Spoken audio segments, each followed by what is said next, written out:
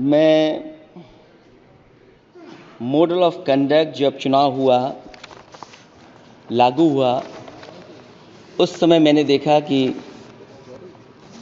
कुछ लोगों पर मेहरबान रही सरकार और कमीशन भी।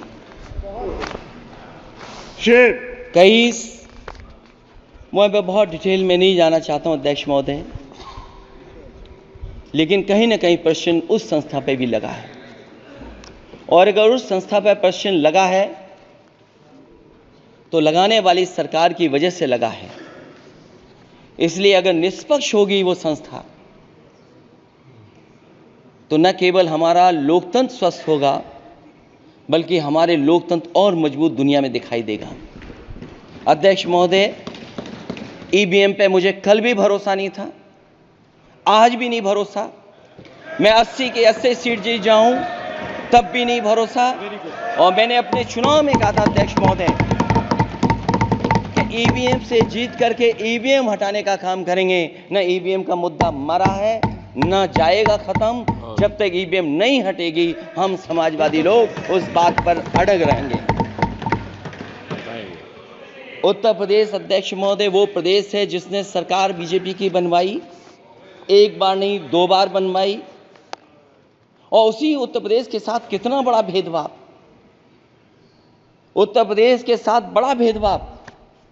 मुझे याद है वो दिन जब प्रधानमंत्री जी एयरफोर्स के सबसे भारी वाहन हवाई जहाज से उतरे थे सड़क पर। वो अलग बात है कि उस प्रदेश के मुख्यमंत्री उनके साथ नहीं बैठ पाए थे, लेकिन वो एक्सप्रेसवे जो बना था और आज भी जो उत्तर प्रदेश में बन रहे हैं वो उत्तर प्रदेश के बजट से बन रहे हैं। लेकिन दिल्ली की तरफ से कोई एक्सप्रेसवे अभी नहीं दिया गया है।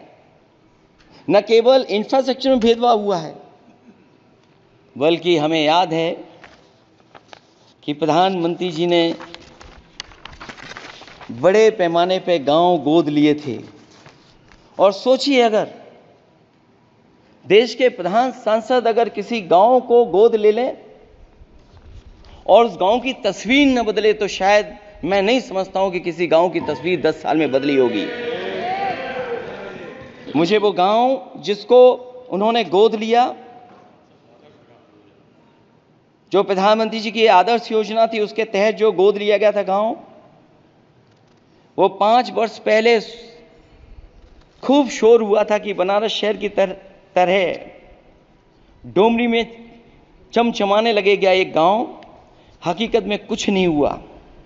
उसकी दुर्दशा वैसी की वैसी है, जैसे था गांव वैसा ही का वैसा है।